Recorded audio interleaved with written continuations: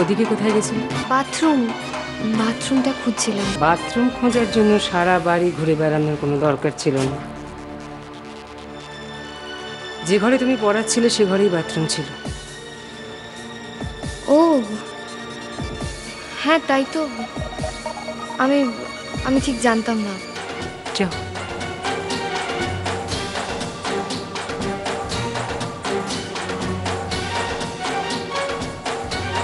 না,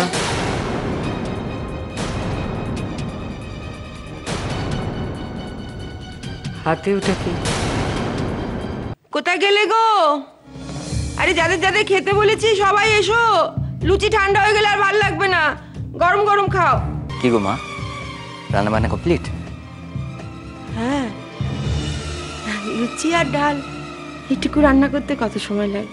আজ কতদিন পর তুমি নিজে হাতে রান্না করলে মা। আমার ভীষণ আনন্দ হচ্ছে জানো।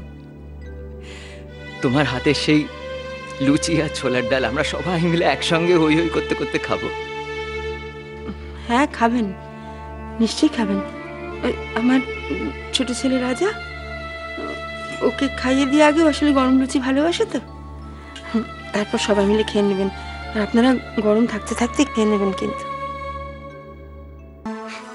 ও বাবা, তুমি এখানে একা একা বসে কি করছো? হ্যাঁ, মা আজকে নিজের হাতে লুচি আর ছোলার ডাল বানিয়েছে, আমাদের সবার জন্য অপেক্ষা করছে। চলো আজকে সবাই মিলে একসাথে বসে খাবো, চলো।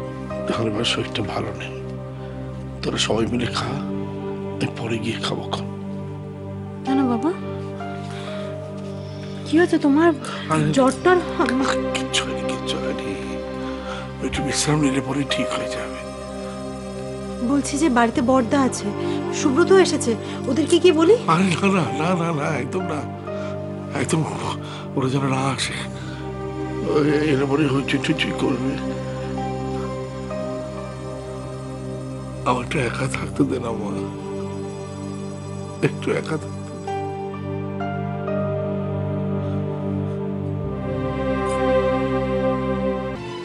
দেখো দেখিনি কেন, দেখেছেন খিদেতে ছেলেটার মুখটা আমার শুকিয়ে গেছে একেবারে। না রাজা না, একটু চলো দেখো, গরম গরম লুচি আর ডাল হয়ে গেছে, এক্ষুনি তোমাকে আমি খাইয়ে দেবো। চলো এসো। হ্যাঁ রে রুমি, বলছি বাবা এলো না? বাবার বোধহয় শরীরটা ঠিক নেই জানিস তো। আমি ডাকলাম, বললো যে তোরা গিয়ে খেয়ে নে, আমি একটু পরে আসছি। আমি ঘরে লাইট অফ করে এসছি, বাবা বিশ্রাম নিচ্ছে। সে কি রে, হঠাৎ আবার কি হলো? কিচ্ছু হয়নি, সিধুর বাবার মাথাটা খারাপ হয়ে গেছে জানেন তো। আমি একটু সাদা তেল আনতে বলেছি বলে কি মুখটাই না করলো আমার। বলছি দীপু বিশাখাকে বলেছ? কোনোর প্রয়োজন নেই। শুনুন বড়, এই বাড়িতে এতদিন ধরে আমি অনেক নাটক দেখেছি। কাল সন্ধেবেলা আমি এই বাড়িতে এবার একটা নাটক করব।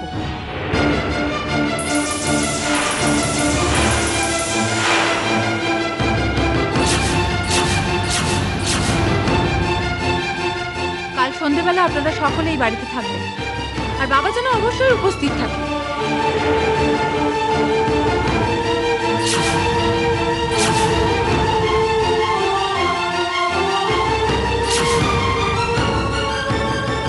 বিশাখা, তুমি কি বলতে চাইছো আমি বুঝতে পারছি না।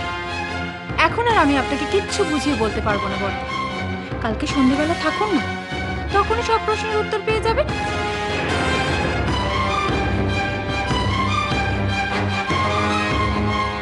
চলুন।